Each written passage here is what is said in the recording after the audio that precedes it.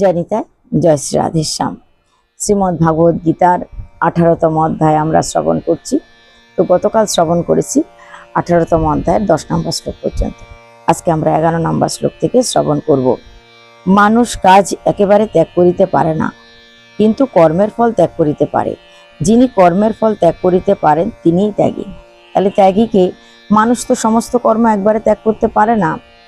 আপনি ঘুম থেকে উঠার পর বাহ্যক্রিয়ায় যেতেই হবে, তো একেবারে ত্যাগ করে কোনো মানুষ জীবিত থাকতে পারবে না, তাকে কাজ করতেই হবে। কাজ যখন ত্যাগ করতে পারবে না, করতেই হবে, তাহলে কর্ম করাটাই ভালো।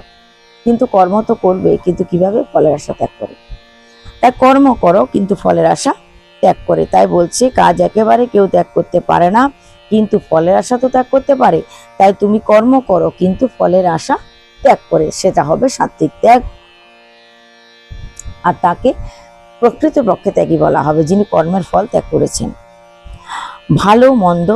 ভালো মন্দ মিশ্র কর্মের এই রকম ফল। ফল ত্যাগী সন্ন্যাসীগণ কর্মফল ভোগ করেন না।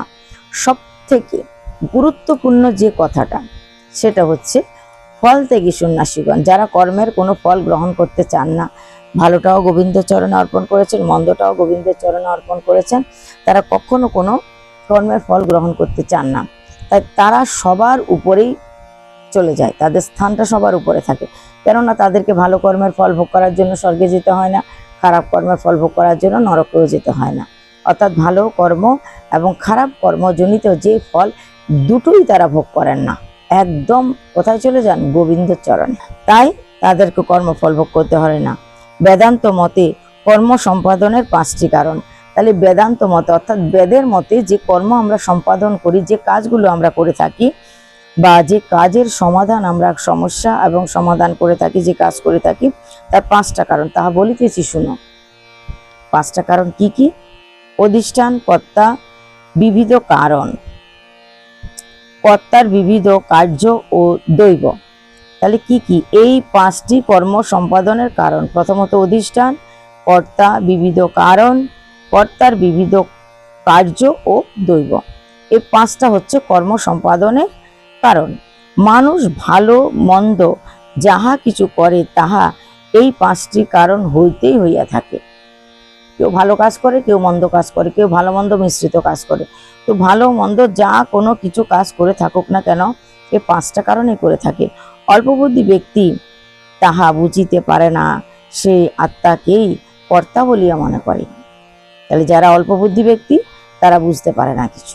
অল্পবুদ্ধি ব্যক্তিরা, সে আত্মাকেই, সে ভাবে আত্মাই কর্ম করে, আত্মাই কাজ করে, সে কর্তা বলিয়া ভাবে।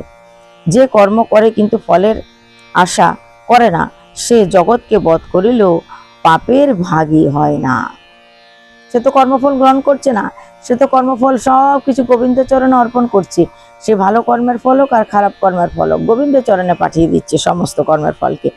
তাই ফলের আশা না করে সে জাগতিক জগতের যাই খারাপ কাজ ভালো কাজ করুক না কেন, সে কখনো পাপের ভাগীদার হয় না। তাই বলছে জগৎকে বধ করিলেও সে পাপে লিপ্ত হয় না। সাংখ্য মতে কারণ 3টি। সাংখ্য মতে, শ্রীমদ্ ভাগবত গীতার 2য় অধ্যায়ের নাম হচ্ছে সাংখ্যযোগ। জ্ঞান, জ্ঞেয় ও জ্ঞাতা। জ্ঞান, ধরুন আমরা লেখাপড়া করার মাধ্যমে, বেদ অধ্যয়ন করার মাধ্যমে, ভাগবতীয় শাস্ত্র পাঠের মাধ্যমে যে জ্ঞান অর্জন করি, অজানাকে জানা হচ্ছে জ্ঞান। একটা হচ্ছে জ্ঞান। জ্ঞেয় অর্থ হচ্ছে যাকে আমরা জানবো বা যার বিষয়ে আমরা জানবো। জ্ঞাতব্য বিষয় অর্থাৎ ভগবান। আমাদের জ্ঞাতব্য বিষয়টাকে ভগবান। জানবো কাকে? ভগবানকে। করবো কাকে? ভগবানকে। বুঝার বিষয় কি আছে? ভগবান, পরম তত্ত্ব, অনাদিরাদি। তাকেই জানার আছে, তাকেই বুঝার আছে, তাকেই সব কিছু বলার আছে। ভগবানকে ছাড়া আর কাকে বলবো? জগৎ সংসারকে বলে লাভ নেই, গোবিন্দকে বলে লাভ আছে। তাই তিনি হচ্ছে একমাত্র জ্ঞাতব্য বিষয় বা জানার বিষয়বস্তু হচ্ছে তিনি। তাই বলছে জ্ঞেয় তিনি। আর জ্ঞাতা, জ্ঞাতা হচ্ছে যে ভগবানকে জেনে গেছে বা ভগবানকে জানার চেষ্টা করছে।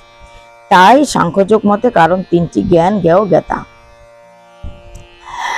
জ্ঞান, জ্ঞেয় ও জ্ঞাতা এই 3টি কারণ গুণ ভেদে হয়।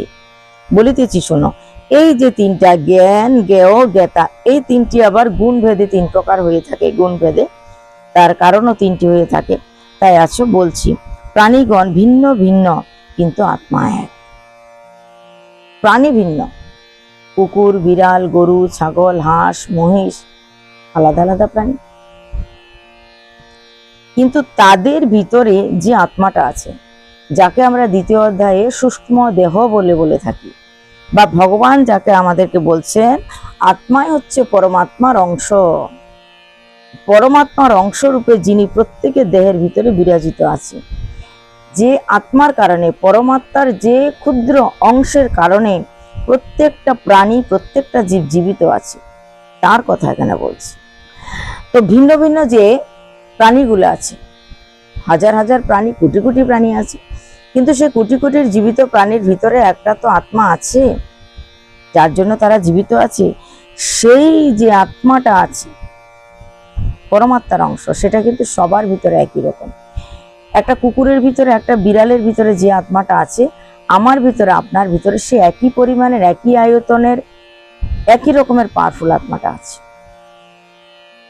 কেবল আমরা সবাই একই রকম ভাবে আত্মাটাকে ব্যবহার করতে জানি না। জিনিস তো একই আছে, ব্যবহারটা জানি না বলে তারতম্য আলাদা আলাদা হয়, নতুবা প্রত্যেকের ভিতরে সেই বস্তুটা একই আছে। তাই বলছে যে মনে করে ভিন্ন ভিন্ন প্রাণীতে ভিন্ন ভিন্ন আত্মা বিরাজ করছে, তাহার জ্ঞান রাজসিক জ্ঞান। সে জানে না, সে বুঝতেই পারছে না যে সবার ভিতরে একই আত্মা। সে ভাবছে গরুর ভিতরে একটা, গোমাতার ভিতরে একটা আত্মা প্রবেশ করেছে, তার আয়তন বড়, আবার ছোট্ট একটা হাঁসের ভিতরে যে আত্মাটা আছে তার আয়তনটা ছোট, আবার মানুষের ভিতরে যে আছে সে আবার একটু বড়, আবার পিঁপড়ের ভিতরে যেটা আছে সেটা আরো অতি ছোট, এরকম ভাবতে থাকে। তাহলে এই ভাবনাটা হচ্ছে রাজসিক ভাবনা। রাজসিক ভাবনা এটা, যে জ্ঞান প্রকৃত তত্ত্ব না বুঝিয়া এই যে সমস্ত এই বুদ্ধি কোনো একটি বিষয়ে আসক্ত থাকে, সেই যুক্তি বিরোধী, অযথার্থ এবং তুচ্ছ জ্ঞানকে তামসিক জ্ঞান বলে। যে জ্ঞান প্রকৃত তত্ত্ব সম্পর্কে জানতেও চায় না, বুঝতেও চায় না, জানেও না, বুঝেও না, সেই জ্ঞান, সেই জ্ঞানটা কি জ্ঞান? সেই জ্ঞানটা হচ্ছে তামসিক জ্ঞান। প্রকৃত বিষয় না বুঝে অন্যদিকে যারা ধাবমান হয়, যথার্থ জিনিসকে বুঝতেই পারে না। হয়তো আছে একটা সাপ, সেখানে ভেবে নিয়েছে সাপকে দড়ি, অথবা আছে একটা দড়ি, সেটাকে ভেবে নিয়েছে সাপ। তো ভুল বুঝা, অর্থাৎ প্রকৃত জিনিসকে না বুঝে উল্টোটা বোঝা, সেটা তামসিক। যিনি আসক্তি ও ফলাকাঙ্ক্ষীহীন এবং যিনি কর্তব্য মনে করিয়াই কাজ করেন, তাহার কাজই সাত্ত্বিক কাজ। তাহলে সাত্ত্বিক কাজ কোনটা? যিনি আসক্তি, নিজের মনের আসক্তি ত্যাগ করেছে, কর্তব্য মনে করে কাজ করছে, ফলাকাঙ্ক্ষী নয়, মৃত্যুর পর আমি স্বর্গে যাব সেই কারণে কাজটা করছি না, মৃত্যুর পর নরকে যাব তার জন্য কাজটা করছি না, এই সমস্ত কিছু ভাবনা চিন্তার উপরে গিয়ে ফলের আকাঙ্ক্ষা না করে এক মনে কর্তব্য মনে করে জীবের কল্যাণের জন্য যে কাজ করে, তার কাজই হচ্ছে সাত্ত্বিক কাজ। তো 18তম অধ্যায়ের 23 নম্বর শ্লোক পর্যন্ত আজকে আমরা শ্রবণ করলাম। সবাই ভালো থাকবেন। আজকে এই পর্যন্ত, আগামীকাল আবার এরপর থেকে শ্রবণ করব। জয় নিতাই, জয় শ্রী রাধেশ্যাম।